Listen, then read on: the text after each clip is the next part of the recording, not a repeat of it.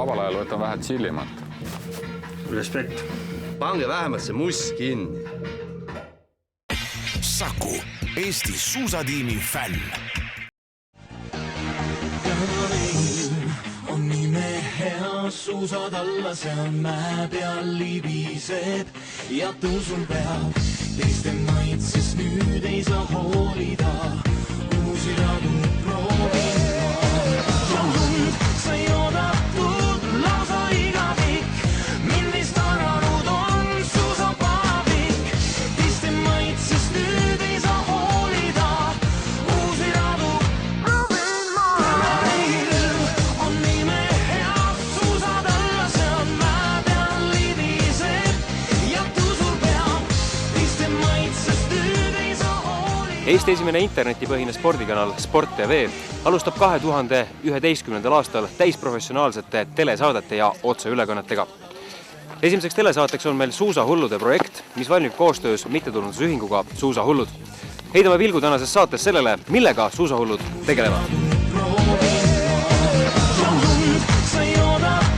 Esimese saate külaliseks on Priit Pullerits, Eesti kiireim ajakirjanik suuskadel.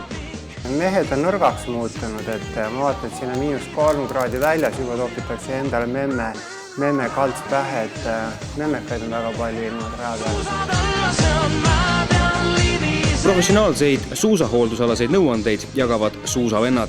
Pullerits on just eriline ja verstapost kõigile, et liksivad nii-öelda harrastussuutajad panevad oma siit nagu lähtuvalt temast paika. Aga noh. Et mis Pullerits pani, et pane mulle sama? Jah, täpselt nii ongi. Nüüd ei saa hoolida, uusi radu proovin ma. Suusahullude saatesari koosneb 10 osast. Kõige esimeses saates oleks paslik üle vaadata oma enda suusavarustus. Mina leidsin sealt ühed korralikult klassikasuusad, klassikakepid ning ma usun, et sellega on võimalik täitsa Tartu maratonil korralik koht sel aastal saavutada.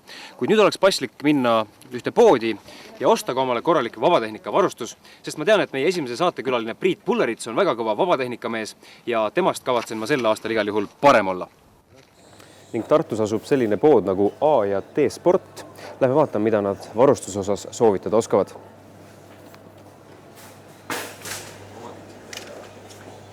Tervist! Tere!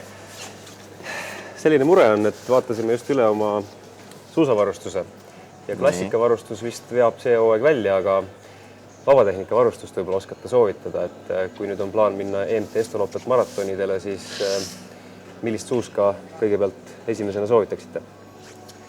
No, oleneb, mis tulemust sõitma lähete. Tegelikult selline salasoov oleks jõuda sinna esimese 100 hulka. Siis ühesõnaga suuski tohiks nagu takistuseks saada, et siis peaks võtma nagu midagi head. Et Salomonile kõigepealt tuleks valida, ma arvan, sellest mudelist võiks hakata. Et see võistlusmudel on Equipe 10. See oleks väga sobiv selleks.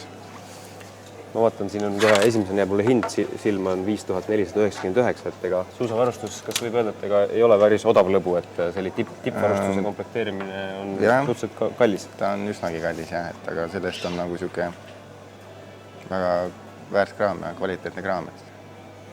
Et kui, ma arvan, et sellega võib päris mitu head aastat sõita. Aga milline võiks olla minu uisusuusaklamber? Uisusuusaklamber nüüd oleks selline.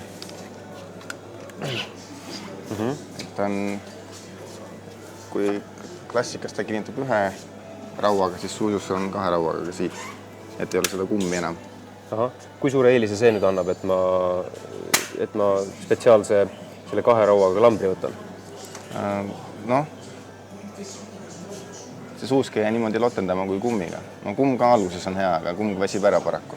Et ma arvan, et see on mugavus on see. Et ma tean, et siin, see on nüüd pehme, eks see on nüüd kõva. See on nüüd uisu oma. See on uisu oma ja mul vist on ka selline olnud ja tõesti, ega ta on aastatega vist läinud mul juba pehmemaks. Jah, kipub minema.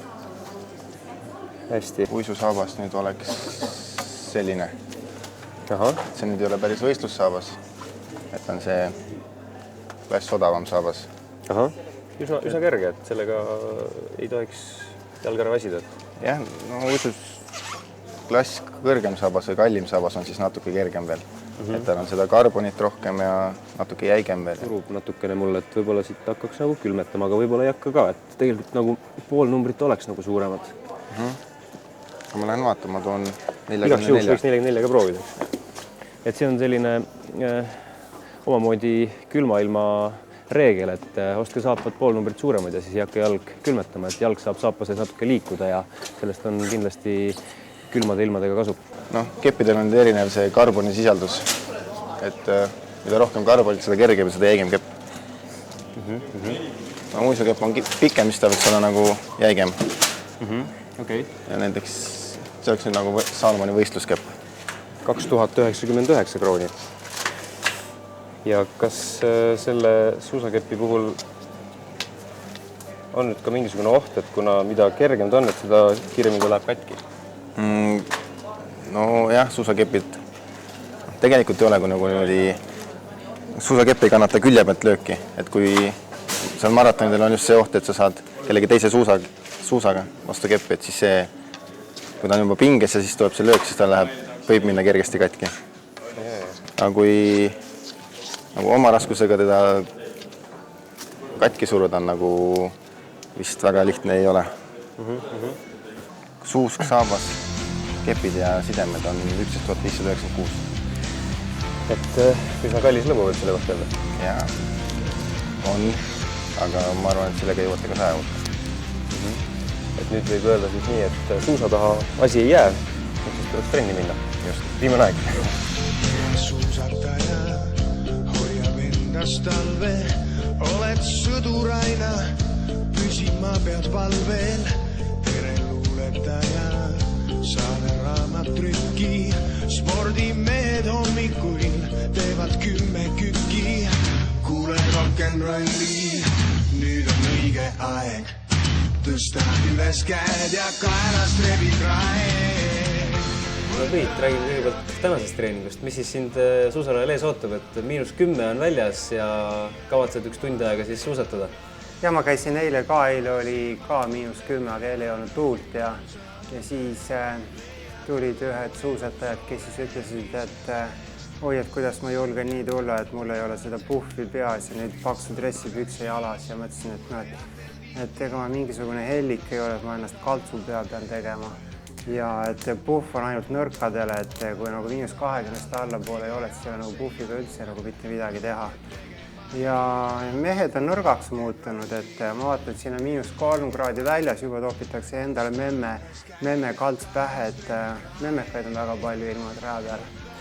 Samas sul endal nina vist tatin, et ega tegelikult võiks vist panna maski ette küll vahest. Ei, nina on sellepärast, see on nagu talvel kogu aeg nina jookseb, et kui on juba +10 allapoole, siis kohe hakkab nagu nina jooksma. Et see näitab, et organism toimib ja ained käivad organismist läbi ja jääkained siis eemalduvad organismist. See on nagu kõik tipp-topp ja kõik on kontrolli all. No näed, ma tegelikult olin veendunud, et ma olen valinud meie esimesse suusavõlude saatesse suurepärase saatekülalise, sest tõesti, et sa ei ole mitte see mees, kes räägib, vaid ka teeb, et sul on väga head tulemused ette näidata viimaste aastatega. Ma ise, kui ma võtan Tallinna maratoni, siis ma olin 129. Priit Pullerits oli vist 82. Kaotsin 7 minutit sulle, et kuidas on, kas sa võrreldes eelmise aastaga tunned sa, et see hooaeg on ettevalmistus paremini läinud või kuidas sa eelmise hooajaga võrreldes? Ma olen teinud väiksed korrektiivid, et minu treening on kogu aeg käinud aastast järjest aeglasemaks, et siin on targad mehed õpetanud seda, et alates Kalmer Trammist ja jätkates siis Margus Aderiga ja Jaak Teppan on siin vahepeal raja äärest nõu andnud ja et sõida ikka aeglasemini ja nüüd ma siis sõidan juba, et peaaegu olen siin Tartus Dendro pargis üks kõige aeglasemaid mehi, et loodan, et see siis äkki annab tulemust ka, aga kui ei anna, siis ma tõmban need mehed liistule ja küsin, et miks te mulle vale nõu olete andnud. Mina ei tea nendest lävedest nagu mitte midagi, et ma olen nii vana mees, et nii kas enesetunne on, nii teen ja minu arvates see pulsikellaga käib Eestis üks liialdamine, et mehed panevad selle peale, siis nad kuulavad seda ja siis nad lähevad kodu ja imetlevad oma kõveraid, aga ma pean kihlata ainult võib-olla 10% ja nendest, kes oskavad siit ka mingisuguseid järeldusi teha, et ülejäänud jaoks on see puhas mänguasi.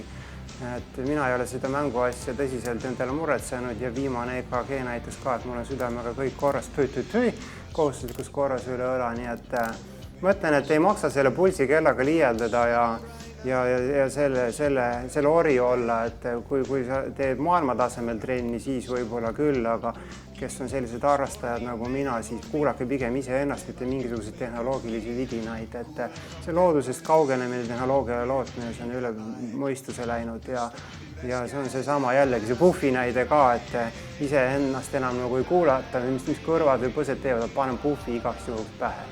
Et siis on nagu hea ja kindel ja turvaline olla, aga nii me alla käimegi ja siis me imestame, et miks me Eesti spordis tulemusi, et vähem pulsikella, vähem puhvi. Aga sinu eesmärk näiteks Viru maratonil 30. jaanuar, oled sa minemas ja mis tulemust sa loodad seal sõita? No igal juhul paremini kui eelmine aasta, sest eelmine aasta ma sain seal haamri. Nii et kui ma see aasta haamrit ei saa, siis on juba nagu parem tulemus. Et tegelikult Viru maraton, Alutaguse maraton, nende tulemused ei loe mitte midagi, et Eestis loeb ainult ühe võistluse tulemus, see on Tartu maratoni tulemus, et ma isegi Viru maratoni mäletan seetõttu, et ma jäin napilt 100 sisse, seetõttu mul on meeles, et ma olin 97, aga mis ma muud olin, et ma 100 sees olin seal kusagil 80 kandis, sest ma ei tea, aga Tartu maratonil ma olin 146 aasta tagasi, ma olin 155 ja minu vanuses on see päris korralik edasiminek 45-aastasena. Mu isa ütles, et poeg, et kui sa nii edasi lähed, siis 15 aasta pärast sa võidad Tartu maratoni ära. Kuidas sul endale tundub? Oled sa rohkem klassika või vabatehnika mees? Ma ei ole kummagi mees, ma pole üldse suusamees selleks, et ma ei suuda rinnalt vast 40 kilo ka mitte üles ajada. Kunagi Erki Noolist panin 35 kilo peale ja siis pidi Tõnu Kaukise Tallinnast appi kutsuma, et minu pealt kange ära saada. Lõpuks siis said ja nii ma ellu jäingi, et ma olen nagu jooksumees ja pikama mees ma kohe kindlasti ei ole. Omal ajal ma jooksin 800, aga siis kui distants oli juba 1500, siis oli see minu jaoks üle mõistuse palju. Aga kui siin kästakse 40 või 50 või 60 kilomeetrit suusatada, siis andekusega ei ole siin küll midagi tegemist, et andekus siin ei aita seda. Et tegelikult sinu sõnum ju tegelikult harrastussuusatajatel on, et selleks ei ole vaja olla mingi andekas mees, et sõita Eestis murmusuusatamises MTS-tolopat maratonidel 100 sisse, et selleks on vaja lihtsalt õieti trenni teha. No ma ei tea, kas õieti, ma ei ütle, et mina õieti trenni teen, et kõik väidavad, et mina olen see Eestis kõige valemini trenni tegija ja ega rahva arvamus on, see on kindlasti mingisugune tõde ka, aga küllap see füsioloogiliselt on nagu midagi antud, et kui su kehakaal on 72 ja pikkust on 187 ja VO2 maks ei ole mul midagi erilist, see on alla 60 igal juhul, vanus see on siin väga oluline näite, siin midagi teha, et siis ütleme juba need annavad mul selge eelise võrreldes mõne mehega, kes on seal 98 kilogrammi ja kellel on rasvaprotsent on hästi suur ja VO2 maks ei ole isegi sinna 55 peale, siis tal põhimõtteliselt ei ole nagu midagi oma vastu teha kahjuks, jah. Et pigem on see nagu füsioloogilised sellised eeldused ja eripärad, mis väga palju aitavad, aga kindlasti treenitus ka, sest ma mäletan, et kui ma ikka siin 10 aastat tagasi uuesti hakkasin veidikene vanus uuski alla panema, siis ma jõudnud nagu 3 kiltiga sõita, oli juba hing paelaga kaelas. Kui enamusel on loomulikult läbi Priit Pulleritsu väga kuulsa blogi juba need treeningud kõik pähe õpitud ja treeningmahud teada, siis mind küll huvitaks, et kui palju keskmiselt nädalas treeningtunde koguneb? No praegu vast kuskil 8. Sügise poole oli kuskil see 7, kui oli põhiliselt nagu rull ja jooks ja jõusaal ka, et ma tegin nagu jõupõhja, kuna mul üldfüüsiline on ikkagi väga nõrk, aga siis kere ja õlavöötmelihased on väga olulised, et siis neid siin tegin kuu ajaga nagu 15 jõusaali trenni ja nüüd siis sellega lõpetasin ja nüüd lööb ainult erialane suusa ettevalmistus, et eelmine nädal oli kusagil pealt veidi 8, üle-eelmine nädal oli kuskil 8,58 vist selline näitaja, aga sinna sisse läheb ka, ütleme, see soojendus- ja lõdestusjooks, mis mu siit on koduni kilomeeter ja tagasi.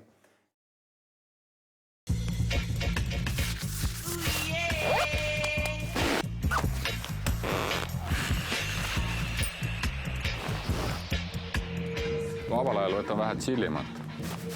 Respekt. Pange vähemalt see must kinni. Saku, Eesti suusatiimi fänn.